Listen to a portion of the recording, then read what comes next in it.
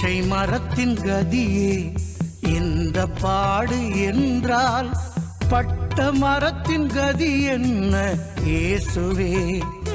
என் மேல் இரக்கம் வைத்து மீட்டருளும் பாசமே. பச்சை மரத்தின் கதியே இந்த பாடு என்றால் பட்ட மரத்தின் கதி என்ன இயேசுவே? என் மேல் இரக்கம் வைத்து மீட்டருளும் பாசமே. இயேசுவே இயேசுவே என்னை மன்னியும், மாசில்லாத நேசமே என்னை ஏற்றிடும்.